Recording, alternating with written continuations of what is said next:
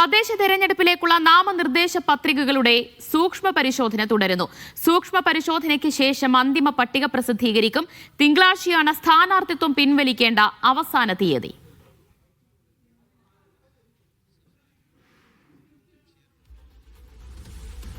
വിവരങ്ങളുമായി V P Safan ചേരുകയാണ്. സഫാൻ, എന്തായാലും സൂക്ഷ്മ പരിശോധന അങ്ങനെ പുരോഗമിക്കുകയാണ്. വിവിധയിടങ്ങളിലായി നിരവധി പേരുടെ പത്രികകൾ തള്ളുകയും ചെയ്തിട്ടുണ്ട്. ചിലയിടങ്ങളിൽ പത്രിക തള്ളിയതോടെ എതിരില്ലാതെ ചില സ്ഥാനാർത്ഥികൾ തെരഞ്ഞെടുക്കപ്പെടുകയും ചെയ്ത സിറ്റുവേഷനൊക്കെയുണ്ട്. എങ്ങനെ പുരോഗമിക്കുന്നു സൂക്ഷ്മ പരിശോധന?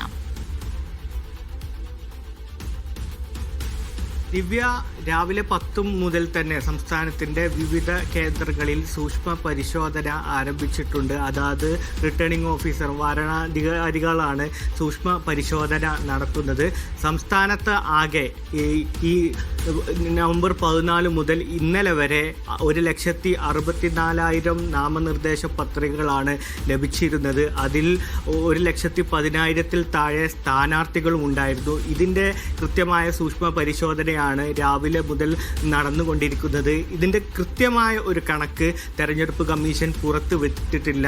അതാത് വരണാധികാരികളുമായി ബന്ധപ്പെട്ടുള്ള പുറത്തുവിടുന്ന കണക്കുകളും അതുമായി ബന്ധപ്പെട്ടുള്ള വിവരങ്ങളും മാത്രമാണ് ഇപ്പോൾ പുറത്തു വരുന്നത്. സംസ്ഥാന തെരഞ്ഞെടുപ്പ് കമ്മീഷൻ ഇതിന്റെ കൃത്യമായ വിവരങ്ങൾ, ഡാറ്റകൾ കൃത്യമായി നൽകുന്നില്ല. ഈ നവംബർ 14 മുതൽ ഈ നാമനിർദ്ദേശ പത്രിക സമർപ്പിക്കാനില്ല ഇന്നലെ വരെ 1,64,000 പത്രിക കിട്ടിയെന്ന് ഞാൻ സൂചിപ്പിച്ചു.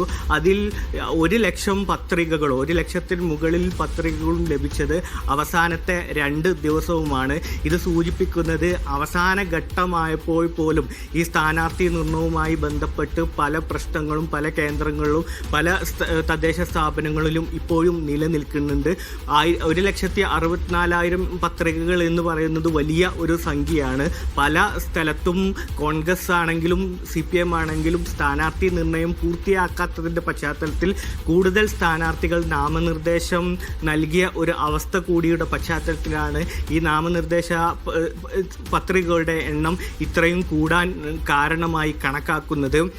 ഉദാഹരണമായി തിരുവനന്തപുരത്തെ നെടുമങ്ങാട് നഗരസഭയുടെ കാര്യമെടുത്തു നോക്കിയാൽ അവിടെ 10 കോൺഗ്രസ് സ്ഥാനാർത്ഥികളുടെ കാര്യത്തിൽ തീരുമാനമായിട്ടുണ്ടായിരുന്നില്ല. അതിൻ്റെ പശ്ചാത്തലത്തിൽ മത്സരിക്കാൻ താല്പര്യമുള്ള ആളുകളൊക്കെ നാമനിർദ്ദേശ പത്രിക സമർപ്പിക്കുന്ന ഒരവസ്ഥയാണ് അവിടെ ഉണ്ടായിരുന്നത്. ഇപ്പോൾ നേതൃത്വത്തിൻ്റെ അല്ലെങ്കിൽ പാർട്ടികളുടെ തീരുമാനം എന്ന് പറയുന്നത് ഇത്തരത്തിൽ പത്രിക സമർപ്പിച്ചതിൽ നിന്ന് സ്ഥാനാർത്ഥിത്വം തീരുമാനിക്കാനുള്ള അവസാനഘട്ട ശ്രമങ്ങളാണ് രാഷ്ട്രീയ പാർട്ടികളുടെ ഭാഗത്തു നിന്നുണ്ടാകുന്നത്. അതിനപ്പുറത്തേക്ക് സൂക്ഷ്മ പരിശോധനയും അതിൻ്റെ ഭാഗമായിട്ട് നടന്നുകൊണ്ടിരിക്കുകയാണ്. ഈ നിയമക്കുരുക്ക് കാര്യങ്ങൾ സംബന്ധിച്ച് ഏറ്റവും പ്രധാനപ്പെട്ട ഒരു വസ്തുത ഈ തദ്ദേശ തെരഞ്ഞെടുപ്പുമായി ബന്ധപ്പെട്ട് വന്നത് വനിതാ സംവരണ സീറ്റിൽ ട്രാൻസ്ജെൻഡർ വിഭാഗത്തിന് മത്സരിക്കാൻ കഴിയുമോ എന്നുള്ളൊരു ആശയക്കുഴപ്പമുണ്ടായിരുന്നു. അതിനേതായാലും ഒരു തീർപ്പായിട്ടുണ്ട്. ആലപ്പുഴ ജില്ലാ പഞ്ചായത്തിലേക്ക് മത്സരിക്കുന്ന കോൺഗ്രസ് സ്ഥാനാർത്ഥി അരുണിമയ്ക്ക് സൂക്ഷ്മ പരിശോധന തുടരുകയാണ്. എന്തായാലും മലപ്പുറത്ത് എന്താണ് സ്ഥിതി എന്ന് നോക്കാം. മലപ്പുറം വഴിക്കടവ് പഞ്ചായത്തിലാണ് LDF സ്ഥാനാർത്ഥിയുടെ പത്രിക തള്ളിയിട്ടുള്ളത്. നാരക്കാവ് വാർഡ് LDF സ്ഥാനാർത്ഥി ഷിഫ്റ്റ ഷിഹാബിന്റെ നാമനിർദ്ദേശ പത്രികയാണ് തള്ളിയത്. തൊഴിലുറപ്പ് പദ്ധതിയിൽ ഓണറേറിയം കൈപ്പറ്റുന്നതായി കണ്ടെത്തിയതോടെയാണ് പത്രിക തള്ളിയത്. വിവരങ്ങൾ ജംഷീർ കുടിഞ്ഞു നൽകും. ജംഷീർ, എന്താണ് സ്ഥാനാർത്ഥിയുടെ ഷിഫ്റ്റ ഷിഹാബിന്റെ പത്രിക തള്ളാൻ കാരണമായത്? അതുവേ വഴിക്കടവ് പഞ്ചായത്തിലെ നാരക്കാവ് 23-ാം വാർഡ് ഉൾപ്പെടുന്ന നാരക്കാവിലെ LDF സ്ഥാനാർത്ഥിയുടെ നാമനിർദ്ദേശ പത്രികയാണ് തള്ളിയിരിക്കുന്നത് എന്നുള്ളതാണ്. തൊഴിലുറപ്പ് പദ്ധതിയിൽ ഓണറേറിയം കൈപ്പറ്റുന്നത് കണ്ടെത്തിയതോടെയാണ് പത്രിക തള്ളുന്ന ഒരു സാഹചര്യം ഉണ്ടായിരിക്കുന്നത് എന്നുള്ളതാണ്. ഈ തിരഞ്ഞെടുപ്പ് നിയമപ്രകാരം ഇത്തരത്തിൽ സർക്കാർ പദ്ധതികളിൽ നിന്ന് നേരിട്ട് പ്രതിഫലം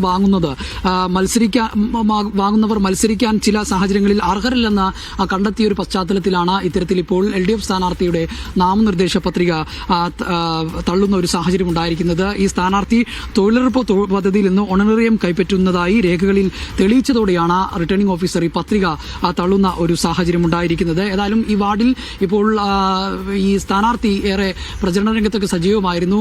എങ്കിൽ പോലും ഈ നാമനിർദ്ദേശക പത്രിക തള്ളിയതോടെ ഇപ്പോൾ ഈ സ്ഥാനാർത്ഥിക്ക് മത്സരിക്കാൻ കഴിയാത്തൊരു സാഹചര്യമാണ് ഇപ്പോൾ വഴിക്കടവിലെ ഈ നാരോക്കാവ് ഡിവിഷൻ 23-ാം ഡിവിഷനിൽ വന്നിരിക്കുന്നത്. ദിവ്യ, ശരി. ജംഷീർ കുടിഞ്ഞിയാണ് വിവരങ്ങൾ നൽകിയത്. ആലപ്പുഴയിലെ ട്രാൻസ്ജെൻഡർ സ്ഥാനാർത്ഥി അരുണിമ കുറുപ്പിന്റെ സ്ഥാനാർത്ഥിത്വം അംഗീകരിച്ചു. നിരവധി അനിശ്ചിതത്വങ്ങൾക്ക് ശേഷമാണ് സ്ഥാനാർത്ഥിത്വം അംഗീകരിച്ചത്. ആലപ്പുഴ ജില്ലാ പഞ്ചായത്തിൽ വയലാർ ഡിവിഷനിൽ നിന്നുമാണ് അരുണിമ മത്സരിക്കുന്നത്. ഇസത്ത് സുൽഫിക്കർ വിവരങ്ങൾ നൽകും. ഇസത്ത്, വനിതാ സംവരണ സീറ്റിൽ ഒരു ട്രാൻസ് വുമണിന് മത്സരിക്കാൻ കഴിയുമോ എന്നതിലൊരു വ്യക്തത കുറവുണ്ടായിരുന്നു, അനിശ്ചിതത്വം അക്കാര്യത്തിൽ നിലനിൽക്കുന്നുണ്ടായിരുന്നു. പക്ഷേ അതെല്ലാം അവസാനിപ്പിച്ചുകൊണ്ട് ഇന്നിപ്പോൾ പത്രിക അംഗീകരിക്കുകയാണോ ചെയ്തത്? തീർച്ചയായിട്ടും ദിവ്യ, ഒരു വനിതാ സംവരണ സീറ്റിൽ ട്രാൻസ്ജെൻഡറിന് മത്സരിക്കാൻ സാധിക്കുമോ എന്ന ചോദ്യമായിരുന്നു ഇതിൽ പ്രധാനമായിട്ടും ഉയർന്നിരുന്നത്. കഴിഞ്ഞ ദിവസം പല മാധ്യമങ്ങളും ഇതിനെ വളച്ചൊടിച്ച് ചിത്രീകരിച്ചിരുന്നു എന്ന രീതിയിൽ അരുണിമ കുറ്റപ്പെടുത്തിയിരുന്നു. അതിനെതിരെ നിയമ നടപടിയുമായി മുന്നോട്ട് പോകുമെന്നും അരുണിമ പറഞ്ഞിരുന്നു. എന്നാൽ ഇതെല്ലാം പിന്തള്ളിക്കൊണ്ട് ഇപ്പോൾ അരുണിമയുടെ സ്ഥാനാർത്ഥിത്വം അംഗീകരിച്ചിരിക്കുകയാണ്. കളക്ടർ ഒഫീഷ്യലായി ഇക്കാര്യം പറഞ്ഞിട്ടുണ്ടെന്നാണ് അരുണിമ പറയുന്നത്. മാത്രമല്ല, നിരവധി തവണ ഇതിൻ്റെ ഈ ഒരു സംവരണ സീറ്റിൽ ഒരു ട്രാൻസ് വുമണിനോ അല്ലെങ്കിൽ ട്രാൻസ്ജെൻഡറിനോ മത്സരിക്കാൻ സാധിക്കുമോ എന്ന ചോദ്യം ഉയർത്തിക്കൊണ്ട് പലരും ഉന്നയിച്ചിരുന്നു. ഇന്നലെ പോലും അരുണിമ സ്ഥാനാർത്ഥി പട്ടിക നൽകുന്നതിന് ഇടയിൽ പോലും ഒരു അനിശ്ചിതത്വം നിലനിന്നിരുന്നു. എന്നാൽ അതെല്ലാം പിന്തള്ളിക്കൊണ്ട് ഇപ്പോൾ അരുണിമയുടെ സ്ഥാനാർത്ഥിത്വം ഉറപ്പിച്ചിരിക്കുകയാണ് ദിവ്യ.